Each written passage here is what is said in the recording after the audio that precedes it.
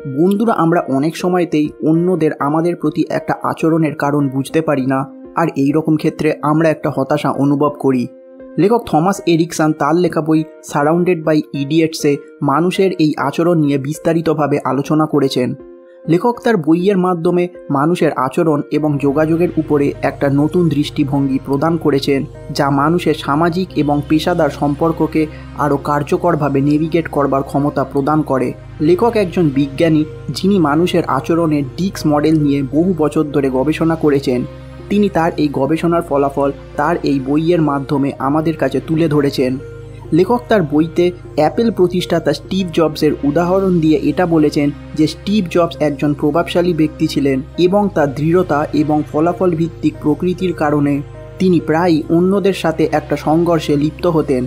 লেখক বলেছেন আচরণের ডিক্স মডেল এবং স্টিভ জবসের ব্যক্তিত্ব বোঝার মাধ্যমে একজন মানুষ অ্যাপেল কোম্পানির সাথে সহযোগিতা এবং তাদের যোগাযোগের একটা উন্নতি করতে পারে। লেখক তার বইতে 4 ধরনের ব্যক্তিত্ব নিয়ে আলোচনা করেছেন, যেমন ডমিনেন্ট, ইনফ্লুয়েন্সিয়াল, স্টেডি, কনসেনসাস। তিনি তার বইতে এই প্রতিটা ব্যক্তিত্বর অনন্য বৈশিষ্ট্য, পছন্দ এবং যোগাযোগের শৈল সম্পর্ক নিয়ে একটা গভীর অন্তর্দৃষ্টি প্রদান করেছেন। এই জিনিসগুলো বোঝার মাধ্যমে একজন মানুষ বিভিন্ন ধরনের ব্যক্তিত্বকে আরও ভালোভাবে বুঝতে পারবেন এবং এই জিনিসটা তাদের ইন্টারপার্সোনাল দক্ষতা ও সম্পর্কের উন্নতি করতে সাহায্য করবে। প্রতিটা ব্যক্তিত্বকে বোঝার জন্য লেখক সহানুভূতি, বোঝাপড়া এবং অভিযোজনযোগ্যতার গুরুত্বের উপরে জোর দিয়েছেন। এই কৌশলগুলো শুধুমাত্র আমাদের পেশাগত জীবনেই না, বরং আমাদের ব্যক্তিগত সম্পর্কেও একটা উন্নতি করতে সাহায্য করে। লেখক তার বইতে প্রধানত আচরণের ডিক্স মডেল, ব্যক্তিত্ব প্রকারের বিস্তারিত বিশ্লেষণ এবং কার্যকর যোগাযোগের কৌশল নিয়ে বিস্তারিতভাবে আলোচনা করেছেন। আজকের ভিডিওতে আমি এই বইয়ের মূল বিষয় আপনাদের সাথে শেয়ার করব। আপনাদের মূল্যবান সময় নষ্ট না করে আজকের ভিডিওটা শুরু করা যাক। প্রথম অংশ, ডিক্স মডেল। আপনি কি কখনো কারোর আচরণের দ্বারা বিভ্রান্ত হয়েছেন? কেন কেউ একটা অদ্ভুত আচরণ করছে এটা বুঝতে কি আপনার কোনো সমস্যা হয়েছে? লেখক বলেছেন এই জিনিসটা সাধারণ এবং এই ধরনের অভিজ্ঞতা আমাদেরকে একটা হতাশা এবং ভুল বোঝাবুঝির দিকে পরিচালিত করে। এই জিনিসগুলোকে কাটিয়ে ওঠার জন্য, অর্থাৎ মানুষের আচরণকে আরও ভালোভাবে বোঝার জন্য, লেখক আমাদেরকে ডিক্স মডেলের ব্যবহার করতে বলেছেন। মানুষ কিভাবে আচরণ করে ও যোগাযোগ করে সেটাকে বোঝার জন্য ডিক্স মডেল একটা কাঠামো প্রদান করে। ডিক্স মডেলটি মনোবিজ্ঞান উইলিয়াম মোল্টন মোস্টনের কাজের উপরে ভিত্তি করে করা হয়েছে। ডিক্স মডেল শব্দটি মানুষের 4টে বৈশিষ্ট্যকে বোঝায়, যেগুলো হলো ডমিনেন্স বা আধিপত্য, ইনফ্লুয়েন্স বা প্রভাব, স্টেডিনেস বা স্থিরতা এবং কনসেনসাস বা বিবেক। এই বৈশিষ্ট্যগুলো আচরণ এবং যোগাযোগের একটা ভিন্ন শৈলীকে প্রতিনিধিত্ব করে এবং সেগুলো বোঝার মাধ্যমে এটা আমাদের এবং অন্যদের আচরণ সম্পর্কে একটা মূল্যবান অন্তর্দৃষ্টি প্রদান করে। যে ব্যক্তিরা আধিপত্য বা ডমিনেন্সের ক্ষেত্রে একটা উচ্চ স্কোর করে তাদের প্রায়ই সরাসরি ফলাফল ভিত্তিক, দৃঢ় এবং প্রতিযোগিতামূলক হিসাবে বর্ণনা করা হয়। তারা চ্যালেঞ্জ উপভোগ করে, ঝুঁকি নিতে ভয় পায় না এবং একটা ফলাফল অর্জনের দ্বারা অনুপ্রাণিত হয়। উদাহরণস্বরূপ, একজন সিইও যিনি সর্বদা তার দলকে উচ্চবিলাসী লক্ষ্য পূরণের জন্য একটা চাপ দেন এবং কঠিন সিদ্ধান্ত নিতে ভয় পান না, তিনি একটা উচ্চ আধিপত্য প্রদর্শন করতে পারেন। এরপর ডিস্কের পরবর্তী আচরণ হলো ইনফ্লুয়েন্স বা প্রভাব। যাদের মধ্যে প্রভাবের বৈশিষ্ট্য লক্ষ্য করা যায় সেই ধরনের মানুষেরা বহির্গামী, উৎসাহী এবং লোকমুখী হয়ে থাকে। তারা চমৎকার যোগাযোগকারী এবং অন্যদের প্ররোচিত করতে পারদর্শী। উদাহরণস্বরূপ, একজন ক্যারিসম্যাটিক বিক্রয়কর্মী যিনি অনায়াসে ক্লায়েন্টদের সাথে একটা সম্পর্ক তৈরি করতে পারে এবং তাদের ক্রয় করাবার ক্ষমতা রাখে।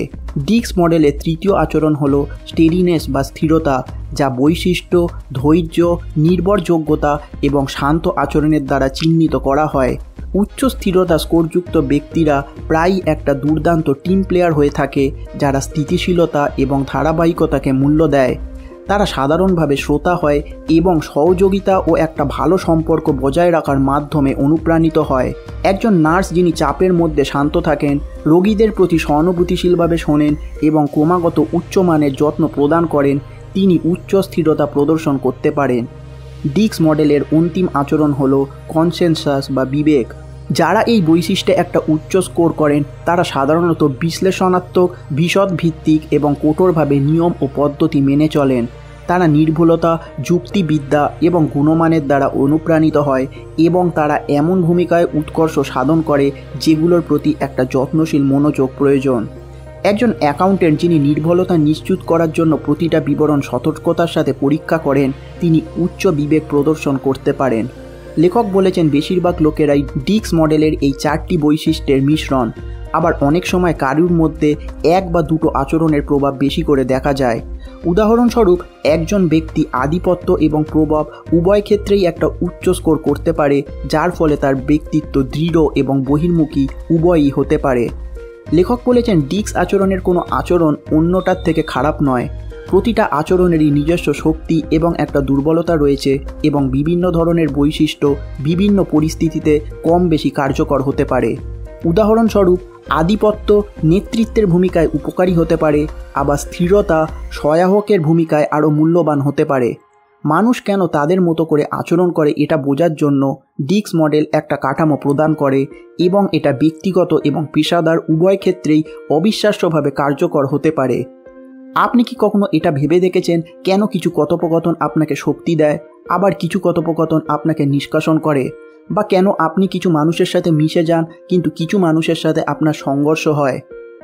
ডিক্স মডেল এই সব প্রশ্নের উত্তর প্রদান করে। ডিক্স মডেল আমাদেরকে কার্যকরভাবে যোগাযোগ করতে সাহায্য করে। ডিক্স মডেলের প্রতিটা ব্যক্তিত্ব প্রকারের একটা পছন্দের যোগাযোগের শৈলী আছে এবং এই শৈলীর সাথে আমাদের যোগাযোগকে মিশিয়ে আমরা এটা নিশ্চিত করতে পারি যে আমাদের বার্তাটি উদ্দেশ্য অনুযায়ী গৃহীত হয়েছে।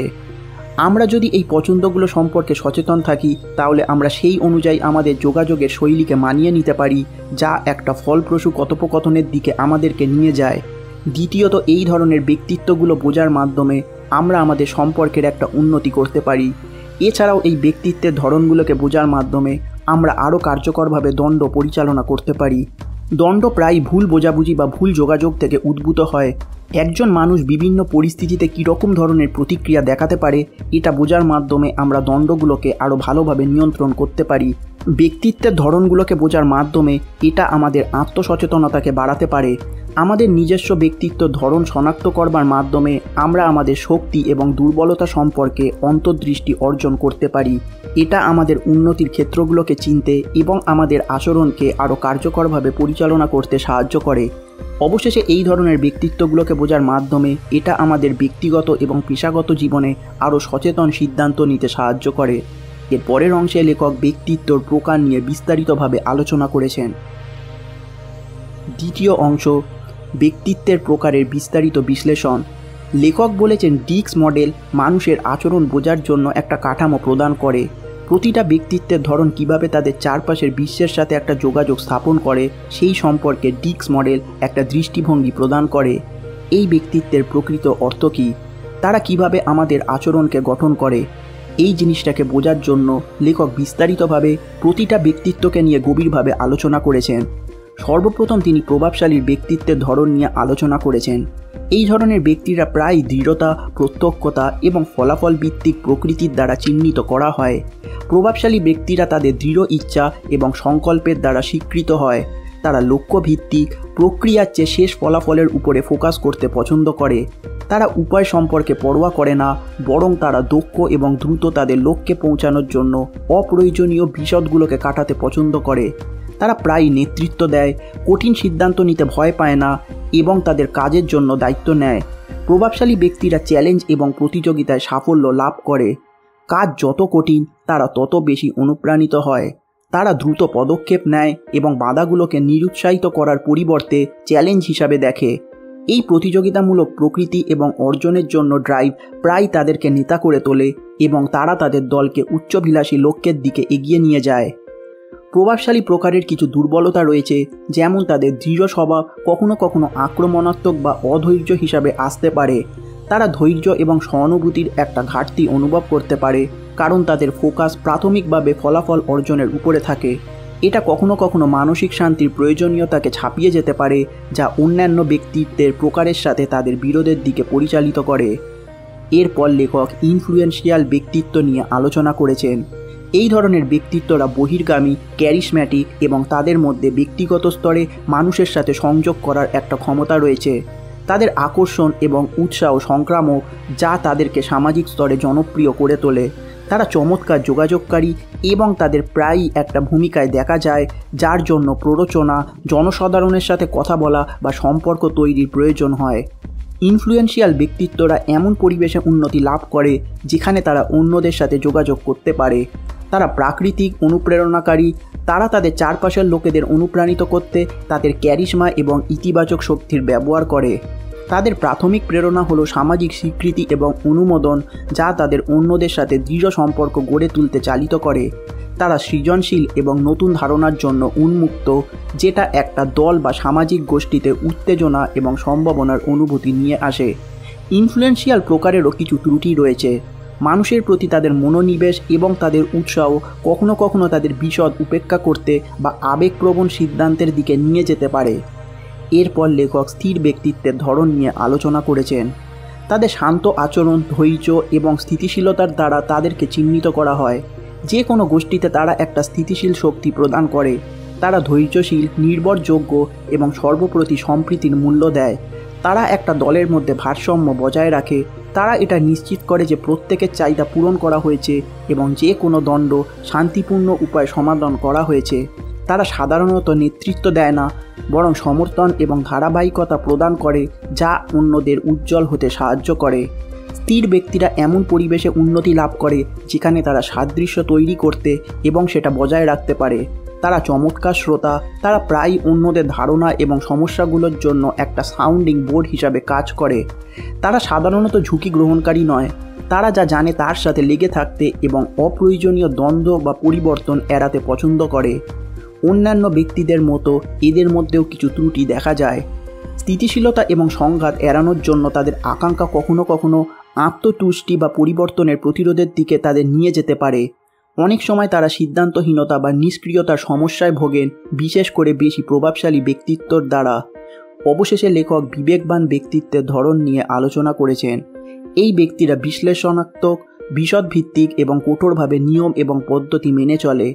তারা যুক্তি, তথ্য এবং নির্ভুলতার আকাঙ্ক্ষার দ্বারা চালিত হয়। তারা তাদের কাজগুলো পরীক্ষা করতে এবং দুবার পরীক্ষা করার জন্য সময় নেয়।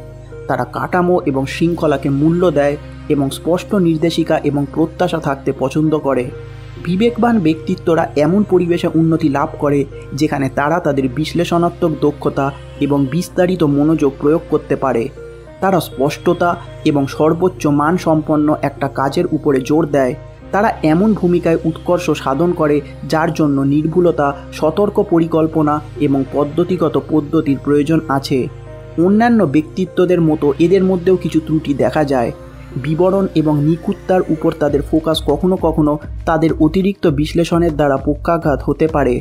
সমস্ত সম্ভাব্য ফলাফল এবং বিবরণ বিবেচনা করার প্রয়োজনের কারণে তারা সিদ্ধান্তহীনতার সাথে লড়াই করতে পারে।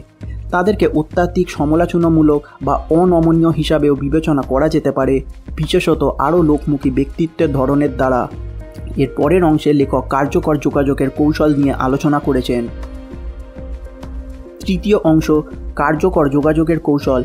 এই অংশে লেখক বিভিন্ন ব্যক্তিত্বের সাথে যোগাযোগ করবার জন্য কিছু কৌশল প্রদান করেছেন। সর্বপ্রথম, প্রভাবশালী ব্যক্তিত্বের ক্ষেত্রে তিনি বলেছেন তাদের সরাসরি এবং দৃঢ় প্রকৃতির কারণে কখনো কখনো তাদের সাথে আলাপচারিতা চ্যালেঞ্জিং হতে পারে। লেখক বলেছেন এদের সাথে কথা বলার সময় আপনি আপনার বক্তব্য পরিষ্কার এবং সংক্ষিপ্ত রাখুন। প্রভাবশালী ব্যক্তিরা প্রায় দ্রুত গতিশীল এবং ফলাফল ভিত্তিক হয়। তারা প্রত্যক্ষতা এবং স্বচ্ছতার প্রশংসা করে এবং অস্পষ্টতার জন্য সামান্য ধৈর্য রাখে। অতএব তাদের সাথে যোগাযোগ করার সময় সরাসরি পয়েন্টে পৌঁছানো অপরিহার্য। প্রভাবশালী ব্যক্তিরা আস্থা এবং প্রত্যক্ষতাকে সম্মান করে, এমনকি যদি তারা সবসময় আপনার দৃষ্টিভঙ্গির সাথে একমত নাও হয়। দ্বিতীয়ত, স্নায়ত্ব শাসনের জন্য তাদের প্রয়োজনীয়তাকে সম্মান করুন। প্রভাবশালী ব্যক্তিরা নিয়ন্ত্রণে থাকতে এবং তাদের নিজস্ব সিদ্ধান্ত নিতে পছন্দ করে। অতএব তাদের কি করতে হবে তা বলার পরিবর্তে তাদের তথ্য এবং বিকল্পগুলো সরবরাহ করুন, যা তাদের সচেতন সিদ্ধান্ত নিতে দেয়। তাদের সরাসরি চ্যালেঞ্জ করবার পরিবর্তে একটি বিকল্প উপস্থাপন করুন এবং এর যোগ্যতা ব্যাখ্যা করুন। এই পদ্ধতিটি তাদের স্নায়ত্ব শাসনকে সম্মান করে এবং তাদেরকে কোণঠাসা বা চ্যালেঞ্জ না করে তাদের সিদ্ধান্ত পুনর্বিবেচনা করার সুযোগ দেয়। সব শেষে আত্মবিশ্বাস এবং দৃঢ়তা দেখান। প্রভাবশালী ব্যক্তিরা স্বাভাবিকভাবেই দৃঢ়চেতা এবং যারা তাদের সাথে দাঁড়াতে পারে তাদের সম্মান করে। এরপর লেখক ইনফ্লুয়েন্সিয়াল ব্যক্তিত্বের সাথে যোগাযোগ করবার কৌশল নিয়ে আলোচনা করেছেন। লেখক বলেছেন, সর্বপ্রথম তাদের প্রতি প্রকৃত আগ্রহ দেখান। ইনফ্লুয়েন্সিয়াল ব্যক্তিরা মনোযোগের কেন্দ্র হতে পারে। অন্যরা যখন তাদের ধারণা, অভিজ্ঞতা এবং গল্পে আগ্রহ দেখায় তখন তারা এটার প্রশংসা করে। সুতরাং তাদের সাথে যোগাযোগ করার সময় তাদের মতামত এবং অভিজ্ঞতা সম্পর্কে জিজ্ঞাসা করুন এবং তাদের কথা মনোযোগ সহকারে শুনুন। তাদের গল্পে প্রকৃত কৌতূহল এবং আগ্রহ দেখান। এটা তাদের মূল্যবান এবং প্রশংসা বোধ করাবে, যা সম্পর্ক তৈরি করতে এবং একটা ইতিবাচক সংযোগ স্থাপন করতে সহায়তা করবে। দ্বিতীয়ত, ইতিবাচক এবং উৎসাহী ভাষা ব্যবহার করুন। ইনফ্লুয়েন্সিয়াল ব্যক্তিরা স্বীকৃতি এবং অনুমোদনের দ্বারা অনুপ্রাণিত হয়, তাই তাদের কৃতিত্ব এবং ধারণাগুলো স্বীকার করে তাদের সাথে সম্পর্ক গড়ে তুলুন। তারা ইতিবাচক শক্তি বৃদ্ধিতে ভালো সাড়া দেয়, তাই তাদের সাফল্যের জন্য তাদের প্রশংসা করতে এবং তাদের ধারণাগুলোর জন্য প্রশংসা প্রকাশ করতে ভুলবেন না। এই ইতিবাচক শক্তি বৃদ্ধি শুধুমাত্র তাদের প্রশংসা বোধ করাবে না, বরং ভবিষ্যতে তাদের ধারণা শেয়ার করা চালিয়ে যেতে উৎসাহিত করবে। তৃতীয়ত, তাদের শক্তির মাত্রার সাথে তাল মিলিয়ে চলুন। প্রভাবশালী ব্যক্তিরা তাদের উচ্চ শক্তি এবং উৎসাহের জন্য পরিচিত। তারা গতিশীল, উদ্যমী পরিবেশে উন্নতি লাভ করে এবং কখনো কখনো আরও সংরক্ষিত বা বশীভূত ব্যক্তিদের মধ্যে কম আকর্ষক খুঁজে পেতে পারে। অতএব ইনফ্লুয়েন্সিয়াল ব্যক্তিদের সাথে আলাপচারিতার সময় তাদের শক্তির মাত্রা মেলানোর চেষ্টা করুন। এই নমনীয়তা তাদের এটা দেখাবে যে আপনি তাদের ইনপুটকে মূল্য দেন এবং নতুন ধারণা এবং পরিস্থিতির সাথে আপনি মানিয়ে নিতে ইচ্ছুক। এরপর লেখক স্থির এবং বিবেকবান ব্যক্তিত্বের সাথে যোগাযোগের কৌশল নিয়ে আলোচনা করেছেন। প্রথমত, বিবেকবান ব্যক্তিদের সাথে কাজ করার সময় একটা স্বস্তিদায়ক এবং অহুমকিপূর্ণ পরিবেশ তৈরি করা অপরিহার্য। তারা দণ্ড এবং উচ্চচাপের পরিস্থিতি অপছন্দ করে, তাই তাদের কাছে শান্ত, ধৈর্যশীল এবং সম্মানজনক পদ্ধতিতে যোগাযোগ করা গুরুত্বপূর্ণ। দ্বিতীয়ত, স্থির ব্যক্তিরা ব্যক্তিগত সংযোগের প্রশংসা করে, তাই তাদের সাথে সম্পর্ক তৈরি করা উপকারী। শুধুমাত্র সহকর্মী বা দলের সদস্য হিসাবে নয়, একজন ব্যক্তি হিসাবে তাদের প্রতি প্রকৃত আগ্রহ দেখান। এই ব্যক্তিগত সংযোগ তাদের মূল্যবান এবং প্রশংসিত বোধ করাবে, যা একটা ইতিবাচক কাজের সম্পর্ক গড়ে তুলতে সাহায্য করবে। তৃতীয়ত, বিবেকবান ব্যক্তিদের সাথে যোগাযোগ করার সময় স্পষ্ট, সুনির্দিষ্ট এবং বিশদভিত্তিক হওয়া অত্যন্ত গুরুত্বপূর্ণ। তারা তথ্যের প্রশংসা করে, তাই অস্পষ্ট বিবৃতি বা অসমর্থিত দাবিগুলো এড়িয়ে চলুন। বিবেকবান ব্যক্তিরা সময়ানুবর্তিতা এবং নির্ভরযোগ্যতাকে মূল্য দেয়, তাই সময়সীমা পূরণ করা, প্রতিশ্রুতি পূরণ করা এবং প্রতিশ্রুতি অনুসরণ করা গুরুত্বপূর্ণ। এর সাথে তাদেরকে একটা সুস্পষ্ট, বিশদ তথ্য সরবরাহ করুন। তাদেরকে কোনো কাজ অর্পণ করার সময় এমন ভূমিকা দিন যেখানে সহযোগিতা এবং সমর্থন জড়িয়ে আছে, কারণ তারা এই ক্ষেত্রে দক্ষতা অর্জন করে। বন্ধুরা, আজকের ভিডিওটা আমি এখানেই শেষ করছি। আপনারা যদি এই বইটা ডিটেলসে পড়তে চান তাহলে নিচে দেওয়া লিঙ্ক থেকে আপনারা এই বইটা কিনতে পারেন। আশা করি ভিডিওটা আপনাদের ভালো লেগেছে। যদি ভালো লেগে থাকে তাহলে ভিডিওটিকে লাইক করে দিন এবং চ্যানেলটিকে সাপোর্ট করবার জন্য সাবস্ক্রাইব করে দিন। ধন্যবাদ।